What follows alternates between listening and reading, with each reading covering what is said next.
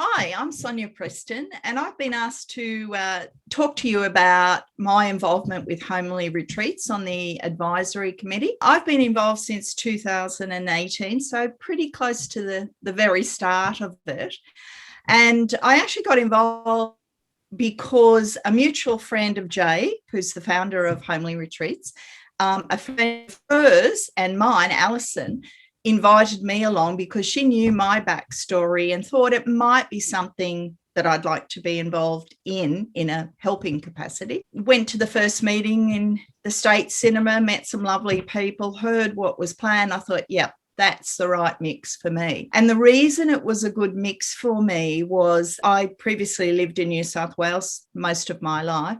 And in 2009, right at the very beginning, I found a lump in my breast. And that was the unfortunate beginning of 20 months of a roller coaster ride for me. I was a single person. I have adult children, well, younger children then, but adult children now. I lived on my own. Mother had passed away, my dad many years previously, and my only two sisters lived overseas. So I didn't have anybody close, lots of friends, but no family. I felt I didn't want to burden my children with the story. Like, obviously they knew what was happening, but I didn't want to rely on them for support because I knew they'd also be worried about me. So basically, over the next 20 months, I had 2 surgeries. I had fairly radical chemo, apparently, according to my oncologist at the time. And then she called it heavy duty. Then I had ordinary chemo, had radiation, developed pericarditis, which is extremely painful at the end of that, and also pneumonia. So ultimately, I came through it, and ultimately, I'm fine 12 years down the track. But it was tough. It was also very much, some people hate this word journey. For me, that's what it was. It was like and take this in the spirit, it was like some weird adventure, all right? I didn't choose it. I wouldn't recommend it. But by golly, I learned a lot. I learned a lot about myself, and I learned about the people around me, those who stepped up to help and those who struggled with knowing what to do or what to say and disappeared from your life. And that really hurt. But anyway, got through that. And as I said, I learned a lot about myself, about how having a positive attitude helped. And that was came back from the oncologist when I went from one of my first checkups after the first chemo. She said, "What are you doing? You look far better than I'd expect you to look with what I know I've pumped into you." And I just had learned previously and added to it during that process that maintaining a positive attitude, and I'm not talking about 100% of the time, but it makes a hell of a difference to your outcome. And none of us can guarantee what the outcome of a stressful life situation might be, but you can guarantee how your outcome will be within your own physiology and sense of well-being. So when bad stuff happened, like, oh, I've got to have another blood test, I've got to have chemo again today, I don't like how it makes me feel, all those things, I had this saying to myself, how can I make this the best it can be? So I took friends along, I asked for support, I put a smile on my face, even though I felt like crap at times. And I went to work as much as possible because I wanted to be normal. And I don't like that word normal, but where the normal people were, the non-chemo people. Anyway, I got through it. And then, as you do in the midst of chemo fog, you decide a move is a really good idea. So 4 months after finishing treatment, I came to Tasmania, knew 2 people here, didn't have a job, found a temporary house sit, and it's honestly been such a wonderful decision. I feel at home here, I've made amazing connections and so forth. So I had met Alison, and so when she invited me to this meeting of this, at that stage, possible new group, and heard Jay speak, I just thought this is something that adds to that, having a positive experience in the midst of a storm. So you have few meetings to nut things out. And, as you do in the beginning, you're not really sure where you're going to go, what the plans are, but you have a basic idea. And, Jay was willing to do stuff, but she had a lot to learn. And we had a lot to learn about how we might be able to support her with our networks, with our experience, with our knowledge, with our willingness to just do whatever needed to be done. And as a result of that, met some amazing people. I'm talking at this point about the advisory committee, and just seeing what they bring to the table willingly. We're all volunteers. We don't get paid. We do this because we believe in it. And then starting to see the effect of families joining up and being able to have this experience. Now, for me personally, I don't know any of those families. I don't even know who they are unless they supply a testimonial back to us, because Jay handles that. She keeps it private for those families, so that information isn't shared amongst us because we respect their privacy. But just hearing those testimonials coming back, that what a blessing it was in the midst of treatment to just have a couple of days where you could sort of put it behind you. You still know it's there, but you could focus on that connection with your family and how important that was. And we're talking particularly with those little children. In my own experience, my kids were adults. I flew to the other side of the world where my sisters were to get that TLC I needed from those important people. In the families we're working with now within Homely Retreats, their families are there, but they're seeing mum or dad going through tough stuff and not being their usual self. I just love the idea that we can assist people to have this experience for their family. The other reason I guess I am particularly passionate about it, apart from my personal experience, is that I've always worked in the field of early childhood. And I know how important those early years are in terms of setting up your belief systems, the messages you get from family, and those early childhood experiences that carry you through life, either positively or negatively. And so to have a parent going through this, it could be a really negative experience. It can also be to learn how resilient your parents are, how much they soldier on, how much they still love you. Lots of really important messages.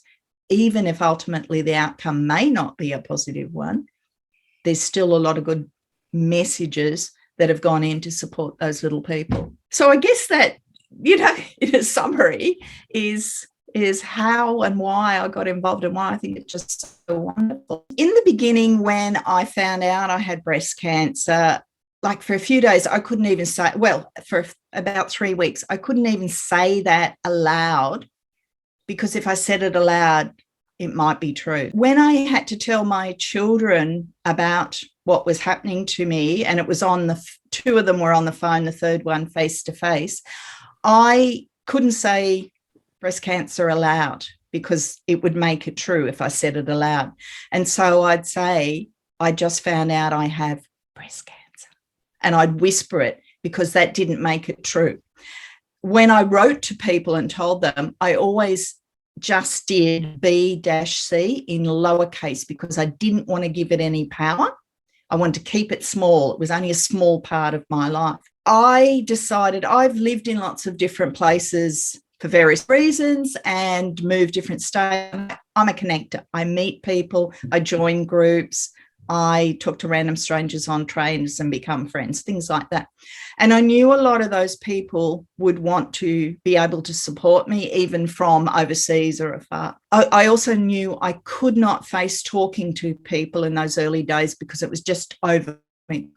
And so I sent out an email to everybody I knew or who'd been special to me or who I was connected with, anybody and everybody on my email list. And I think I sent out something like 120 detailing what had happened to that date and that I'd just been diagnosed and this was what was due to happen.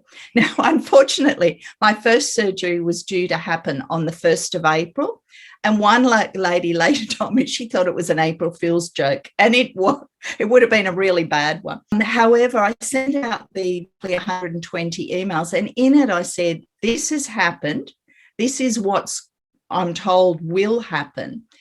I need your support. I can't talk to you, but I need to know you're there for me. I would like you to send me emails of support. I'd love to have text messages. Just, how's your day going? Or tell me what your day is like. Don't send me flowers, because in my mind at that time, I felt like flowers were what you sent people who were really sick and maybe dying. And I probably stopped getting lots of nice bouquets, but such is life.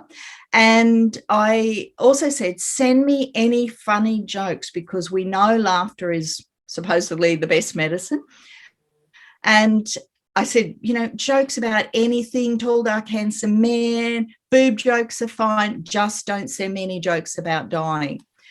And later on, when I was going through the heavy parts of chemo, and I'd have 4 days where I was basically in bed and, just woke up to have a drink and go to the toilet and go back to bed sort of thing. I'd lie there and read them when I was too weak to do anything. And, while you're lying there, you laugh, and that really helped. The other thing I did was, and I'm not even sure where I got this from, but I've always believed pink is the colour of love. And so when I had the date for the first surgery, I sent a second email and told them when the date was.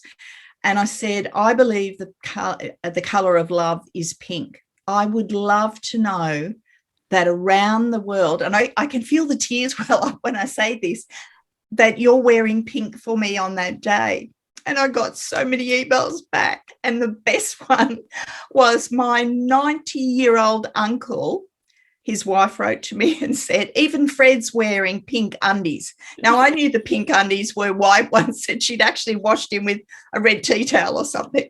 But I just thought that was beautiful for a nurse in a surgical ward. And she said, well, I can't wear pink clothing because I'll be in scrubs, but I'll wear pink underpants for you, or pink earrings or stuff like that. And I had said in that letter that I felt that when the surgeon opened me up, all this pink love would just come out of me, which would help her, but also help me, that I'm surrounded by love rather than, the bad part of a tumour sort of thing. Of those emails I sent out, so I think it was around 120, I had like 90 replies that day of people just saying, thinking of you, sending love, big hugs, can't believe it, just short, sharp messages. But I just felt, these people holding me around the world. In the email, I'd also said something like, I don't mind if you're into prayer or Reiki or meditation or positive vibes, send me it all, whatever you're into. And I really do think that helped a lot. But as I alluded to, that a lot of people came so much closer to me, and a lot of new people came into my life. The night before surgery, I had previously done yoga on and off over the years, and I knew I needed some yoga before I started this path, but my teacher had left. I had to quickly find a new one.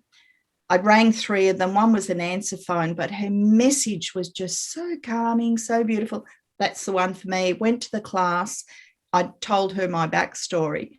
And she just did this beautiful yoga nidra at the end when you're all lying there and you're doing relaxation and that.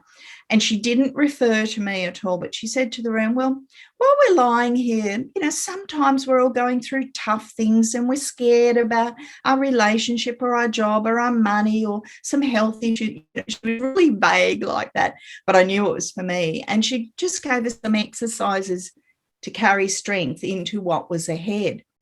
One of the things she taught me was a process called square breathing. So basically, you visualize a square in front of you. You imagine you're walking up, across, down, across, and you're breathing in slowly, holding slowly, breathing out slowly, exhaling slowly, and so forth. And that was just amazing. I'd never done that before, and it was amazing. And so when I went into surgery, and this is somebody who'd never had surgery before, who was terrified and sure she would die on the table. I even got a friend to witness my will the night before because I knew I was going to die that day. I didn't tell anybody that at the time, of course. When I was lying there waiting to go into theatre, the nurse, they check 600 times that you're Sonja Preston and born on this date and you're having this surgery. She said, "Oh, I'm sorry to wake you." And I said, "I'm not awake. I'm doing square breathing." And I'm sure she thought I was loopy, but it didn't matter. I was very calm. Those things helped. Afterwards, lots of people really support me. People cooked meals for me that I could just heat up, lots to go in the freezer. They came and visited. They said, "Can we come to appointments with you?" I only ever went to one treatment on my own. I always had somebody there to talk to me. My cousin bought Scrabble and wiped me out playing Scrabble, but it was really good fun. Support was amazing.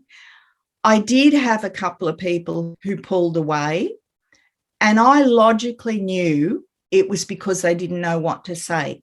But at the same time, I was really quite peeved because I thought, okay, I know this is tough for you, but you can go home to your husband, your kids, your normal life and get on with it. You can have a cry to those people and get on with it. I'm living this. Would you rather be in your shoes or my shoes? And I also felt if you're a friend of mine and you can't be here for me when I really need you, I'm not sure you're really a good friend. And those people have disappeared from my life. And, there's an element of sadness, but just focus on that wonderful yoga teacher who came into my life. Another lady who gave me some words of wisdom who'd been through the same experience some years before. When I came to Tassie, I heard about this thing called dragon boat racing. I am not a sporty person. I have never been a sporty person. I have done exercise because it's good for you, but I've never really enjoyed it. But I think it was a month, maybe two after I arrived here. And as I said, I joined groups. I thought, oh, well, that might be a way of meeting people. And I'm not so sure about this boat stuff, but, I'll give it a go. They were the most welcoming people because obviously this is a Dragons of Breast group. So it is for people who've had breast cancer. So they've been through it. They understand what's happened. And I got out of the boat after the first session at, I think it was about 52. And it was like, oh my God, I actually enjoyed exercise for the first time in my life. So that was quite amazing. Yeah. So you lose a few people. And I think you often do any tough experience, not just cancer, divorce, losing your job, losing a child, things like that. Yeah, but so many good people. Yeah, so as a result of my personal experience and knowing the benefits of having family time and just chilling amongst the stormy stuff that's going on around you is so good for the soul, the psyche, and your general sense of well-being for you and your children. That's why I'm involved, and that's why I want to stay involved. And I thank you for listening. And my name's Sonja Preston.